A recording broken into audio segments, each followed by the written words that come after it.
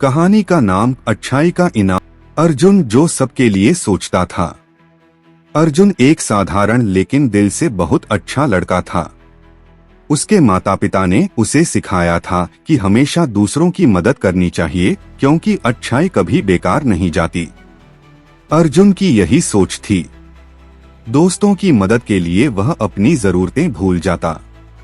सड़क पर किसी को तकलीफ में देखता तो खुद तकलीफ उठाकर भी उसकी मदद करता।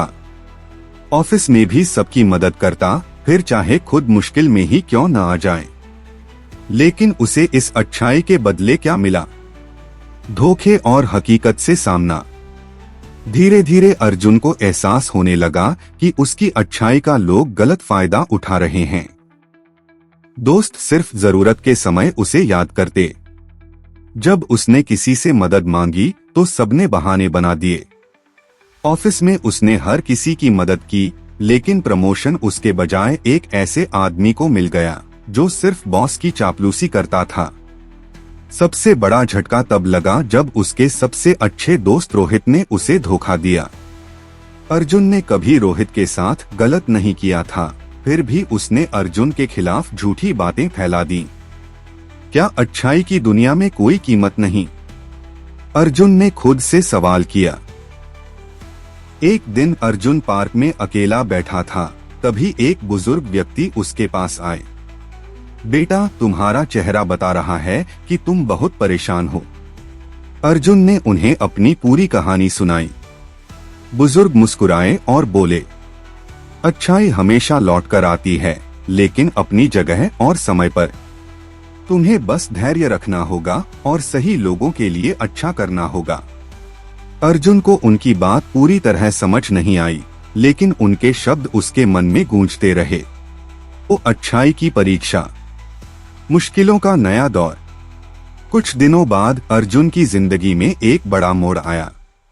उसे अपनी कंपनी से निकाल दिया गया, बिना किसी गलती के, बिना किसी चेतावनी के।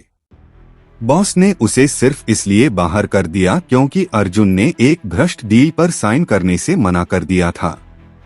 अब वह बेरोजगार था।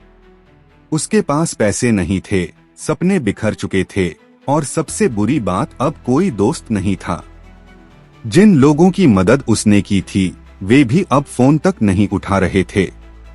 नया मौका, नया मोड़। एक दिन अर्जुन को अचानक एक नामी कंपनी से इंटरव्यू कॉल आया। उसे हैरानी हुई, क्योंकि उसने वहां अप्लाई भी नहीं किया था।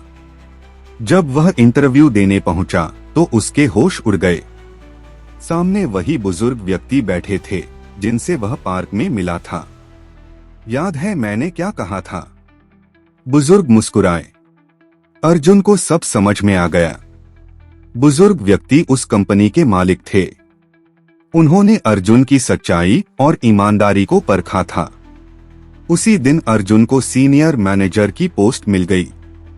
न केवल अच्छी सैलरी, बल्कि वह इज्जत भी जिसकी वह हकदार था। अंतिम परीक्षा, माफ करना या सबक सिखाना। अब अर्जुन की जिंदगी बदल चुकी थी। लेकिन तभी एक दिन रोहित अर्जुन के ऑफिस आया। वह अब बेरोजगार था, वही हाल में था जिसमें पहले अर्जुन था। अब अर्जुन के पास दो रास्ते थे।